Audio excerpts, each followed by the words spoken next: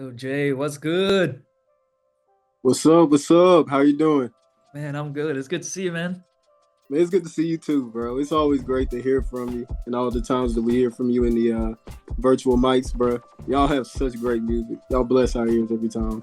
Oh, well, I appreciate that, man. And likewise, yeah, we the band, me personally, huge fan of you and what you do.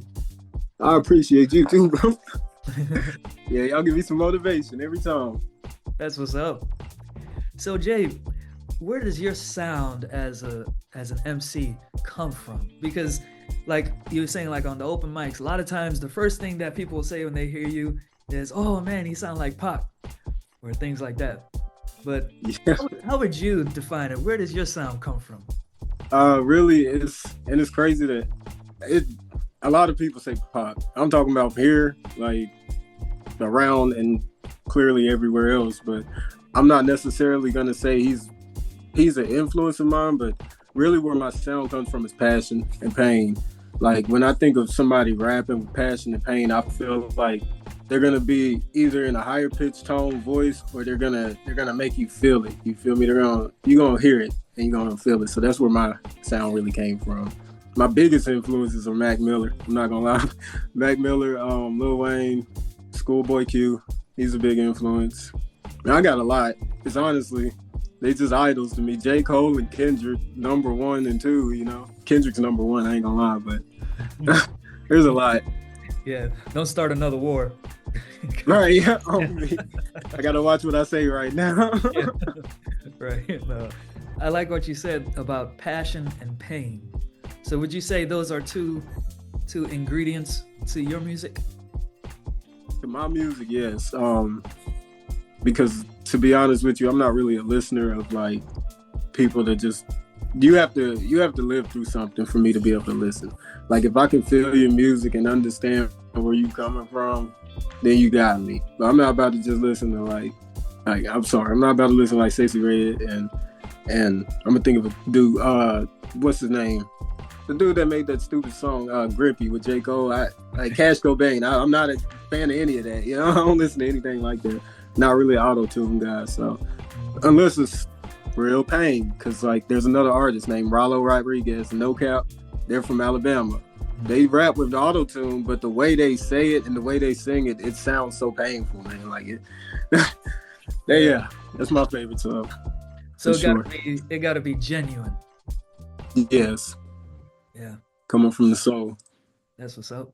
In your creative journey, what what has helped you to stay genuine?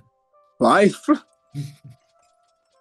Man, life will humble you in so many different ways. You ain't got no choice but to be genuine. My family has always been genuine. When I was born, my name is Justin. And the reason why they named me Justin is because it means truth and honesty. You feel me? Like, it's all over me. So that's why I'm a genuine person, because it's already all over me and instilled into me. But it's not just that. It's the world needs that. We gotta heal the world. Like, we can't expect Earth just to heal us.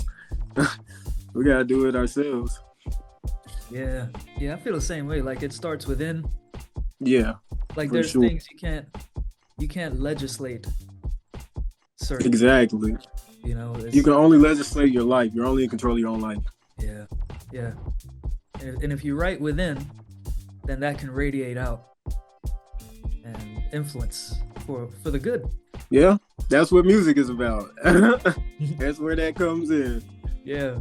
So how do you approach a track? Do you have like lyrics stored up, notes stored up, or do you just do it in the moment? So it's funny. I have so many different ways.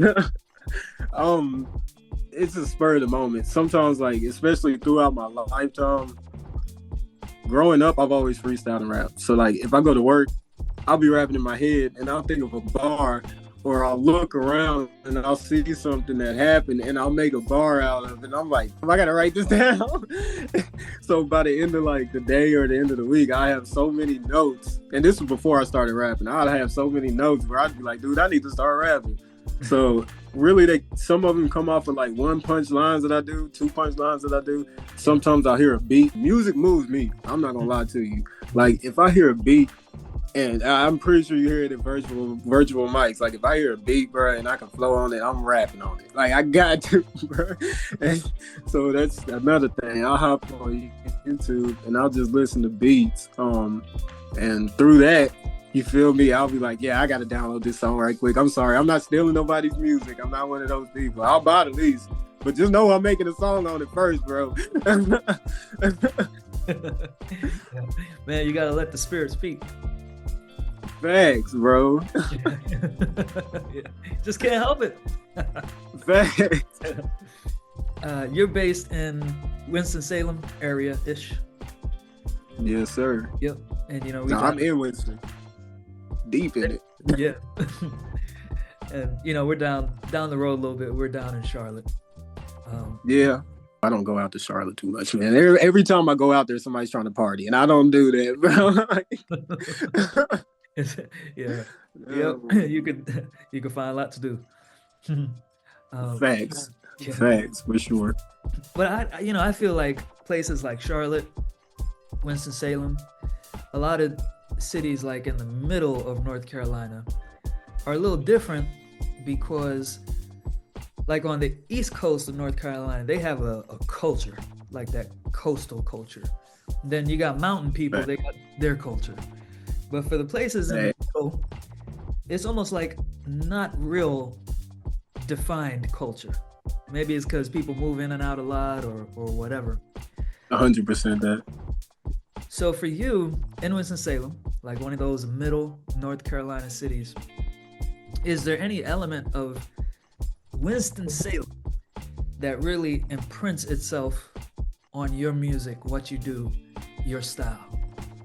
Man, that's a really good question. I've never thought about that. To be honest, yeah, because Winston, it ain't really necessarily a bad place, but it's like I've seen how the stuff go on here, like a lot, and it ain't even like I don't know. Winston ain't even necessarily the only place. It's just around the triad in general. Like I've seen a lot go on around here, so it does influence me by that way. But would I say a sound? Nah. Everybody here literally sound the same. Hey, I'm not trying to diss nobody, bro, but like literally most people in Winston want to blow up from trap rapping, and I'm not a trap rapper. I can trap rap, but you feel me? I'm not pushing that. Yeah. I'm like Outkast. Right. Well, maybe you'll start a sound. Right? Exactly. That's my plan. All right, so not trap rap is your thing, but is there any scene or movement or style, even if it's not your own, that you feel is really moving hip hop forward? That's another good question.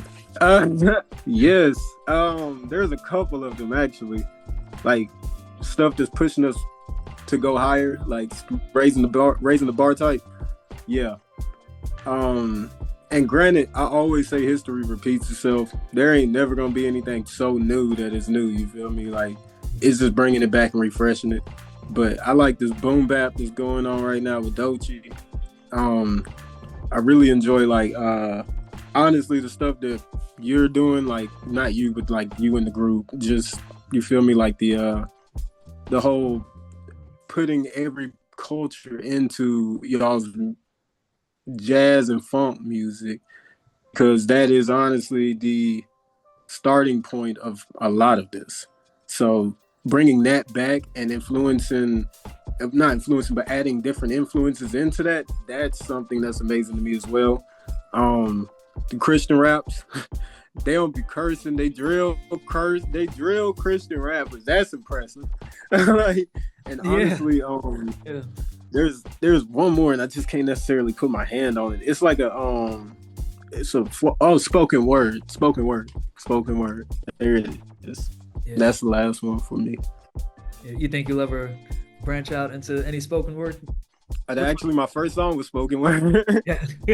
Okay. It's just like back then I didn't necessarily have emotion too much. Like I like emotion in my song. Like I was definitely new. So the song is still there, and I still can redo it at any moment. But I'm waiting for that right time. Yeah. Yeah, it'll probably be different when you redo it because you'll be in a different place. Your craft Exactly. would have grown, your abilities. Yeah, that'd be dope. You know, that's interesting. Like, okay, so you're talking about remaking your song, right? Yes. One thing I've noticed is there's very few, or maybe not even really any, uh, rap covers or rap remakes. Like for instance, you could take a song from the 70s, a soul song from the 70s, and somebody will remake it in the 90s, and then somebody remakes it in the 2010s, and like that. Right. But that I haven't really seen that happen with rap. Um, It's crazy you said that. yeah. Now I don't know why that is. But do you have any thoughts? Like what? Because I actually do have thoughts on that, but it's funny because I got songs like that. Like I remade, I don't know if you know that song by Lil Wayne back in the day. It's depressing, but it's a good song that I feel like dying. Oh yeah. Yeah, I remade that song and put my own version onto it. Like I do that a lot. Me and my homeboy did that with So Fresh So Clean by Outkast. Like I think it would be more or less two things. One is getting the rights because you're gonna have to either drop it non-profit, and even if you drop it non-profit, it's a copyright. And then number two, the fixation of deriding. Like you don't want to be like, oh, this person just being a copycat. He can't be original. Blah blah blah. It's like so now everybody's trying so hard. But mind you, Lil Wayne drops the dedications and they all covers. Like, bro, like people not watching the recipe be brought right to them, bro. That's a good point. That's a real good point. Yeah. Maybe it's a culture, or overall hip hop culture thing. Because it's so, as someone who doesn't rap, who's coming from music from a different place, like for me to even imagine all the work that would go into all those words and all the cadences and all the practice so that is your thing. It's like you're planting a flag, so that's my flag. You come up with your own flag over there somewhere. Yeah. Right. It's just interesting. It popped in my head. That's interesting. Let's talk a little bit about the Variations series. Bet. I think it was mutual. We heard each other's music through the open mic sessions and was like, oh man, we got to do something together. Thanks. And you in Charlotte, I was like, what, bro? Yeah, right down the road. Yeah. What I love about it is your approach as a lyricist, the charisma you show on the mic. It brought a whole new layer to our sonic vision, like our sound. It really enhanced it. The flavor on it was just outstanding. So appreciate them. Yeah, no doubt. So how did you approach your verses on that first track in the Variations series? All right, so it's funny, and I'm very excited to explain this to you, bro. So I'm a plotter, bro. I've been scheming. So it all started in the virtual mic. And you feel me? We heard each other's music. Well, I heard y'all's music. And I was like, man, it's crazy because like I just started doing live performances. And I was like, man, I want to be with a band. Like I literally want to, that's my lane. Like I want to hop on. Like, that's why I just put in that contest for Tiny Desk. Like I love band stuff. Like that's why I'm saying Mac Miller, my favorite artist. Like bro would literally get in there and be himself to a blues jazz band, bro. That is amazing to me, bro. And that's another one of those top things that were on that topic we were just speaking about that we should bring back. Is stuff like that. So whenever I heard your music, I was like, yeah, you don't understand, man. I'm about to ask so bad, bro. And directly after that, I did want to do music, but I didn't know how to approach you or your band about it because you feel me, y'all already got a set sound. When you sent me that and I heard the "It's Pulling Me," and I was like, all right, I see where we're going with this. It's like it gave me excitement. It made me think instantly, like, all right, I'm about to imagine my girl right in front of me and what I would do to this beat and dance around and what I would say. Because I'm not gonna lie, I'm not a singer. I'm not gonna sit here and pop out with a Mariah Carey note or nothing like that. So I gotta implement my sound in my own way. Like Andre 3000 said, he's like, I'm not a singer. I just make it sound the way I want it to sound. And I definitely appreciate y'all for that. Like, that made my whole entire life, man. Oh man, bro, we are extremely grateful. Extremely grateful. Yeah. If you had for someone who's not heard your verses yet on that track, if you could describe to them what you did in just 3 words, how would you describe it? I'd say, like, I want to say 90s super love. 90s super love. That I just want to yell it to you, baby. One of those. Oh, 80s actually, where you outside with the boombox. Yeah. Yeah. No, that's 90s too. I'm tripping. Yeah, well, a little bit of both. Yeah. Right. That's awesome. I love that. We'll say 90s super love. Facts. Yeah. So you just dropped your album, right? Yes, sir. You also just released your Tiny Desk contest entry, which was outstanding. Yes. I mean, I just love the whole thing. I appreciate it, bro. You, the singer, the band, it was all on point. It was dope. So what are some things you got coming up next? Man, recovering. Yeah.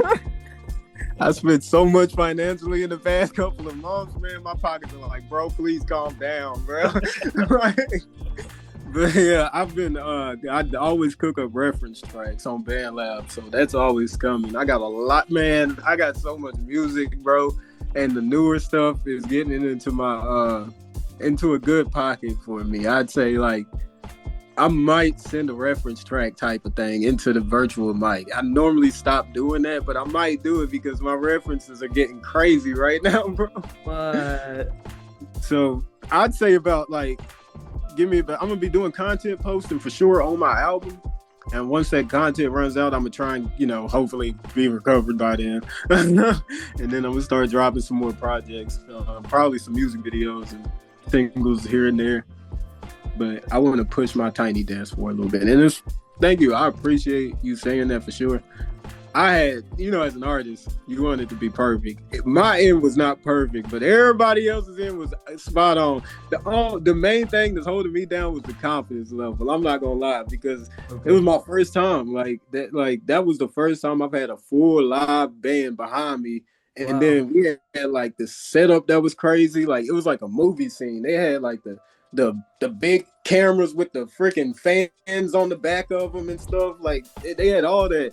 It was legit. Yeah, it was so legit, man. But when I got up there and started rapping on the mic, you feel me? It sounded differently to me, and I'm new to it, so I'm trying to picture the ear to the feet, like, to listening to me. I'm doing too much at that point. Like, I got to get comfortable with it, but that's my next plans in the next couple months is get comfortable. Okay, yeah, that's fair enough. Well, I mean, from a listener's perspective, it was great. I know we tend to be our own worst critic, but yeah, you did your thing. You did your thing. For real. I appreciate it, bro. Yeah, for real. Okay, I got one last question for you. All right, feel free. Okay. Assuming that you're part of it, who would be part of your dream cipher? Are we talking everybody and anybody in the world? Yeah. Living, it's crazy. Not living. Who living and not living is insane, man. Who would be in your dream cipher? Now, of course, you in it, but who else? Man, all right. So we got a lot of, like, I'm gonna just use this as like I'm gonna say we're gonna do a 5-man cipher, okay, like a Shady 2.0 cipher. Okay. And give me Kendrick, of course. Give me Cole. I gotta go to a dead rapper right quick. Give me Dolph. Young Dolph, rest in peace. Hmm. That's 3. Give me Sauce Walker, and then give me JID. Oh man. And the reason why I'm taking those 5, man, is because I got to push myself to the limit.